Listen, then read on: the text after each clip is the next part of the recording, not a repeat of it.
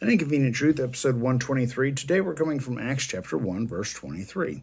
So they put forward two men, Joseph called Barsabbas, who was also called Justus, and Matthias. And they prayed and said, You, Lord, who know the hearts of all men, show which one of these two you have chosen to occupy this ministry and apostleship from which Judas turned aside to go to his own place. This is verse 26. And they drew lots for them, and the lot fell to Matthias, and he was added to the 11 apostles. Now, little history. Old Testament, the priests would use this thing called the Urim and the Thummim. They were like lots or dice. They would cast them, and it would give them the answer that they had asked God for. Okay? Very important to know that. But they're in a very unique time frame. This is after the ascension of Jesus, before the day of Pentecost. Okay? After the ascension, before the Holy Spirit's been poured out. So they're in this little sliver of time that's kind of confusing. How many times do we find ourselves in something confusing, right? So Jesus has taught them to pray. They've seen the miracles. They've done the miracles.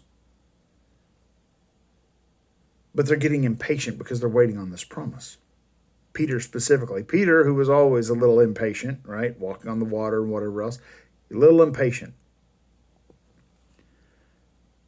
But even though they acted preemptively, because Matthias is never heard of again in the Bible. He's never mentioned again.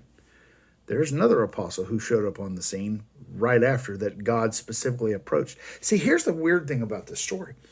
Jesus heard their prayer. They were praying for who should take Judas's spot. And Jesus literally at this time says, Hey, Paul, hey, Saul of Tarsus, why are you persecuting me, bud? And Jesus is working this thing out for them. But they were so stuck in tradition, they immediately went back to something Jesus never did and used the lots, used the Urim and the Thummim. Jesus never used that. And he said to wait. What did they do? Well, we're waiting, but we got to take care of other stuff. Busy work. I believe this is what I believe the Holy Spirit showed me. I believe this is a perfect example of when we try to get ahead of Jesus. We try to get ahead of what his plan is.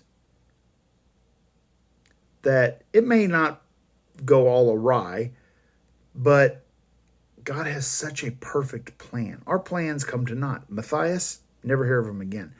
But the one that Jesus chose, Paul, he wrote half of the New Testament, most of the New Testament. Went all over. He was amazing. It is so important that we learn to lean on Jesus. I love you guys.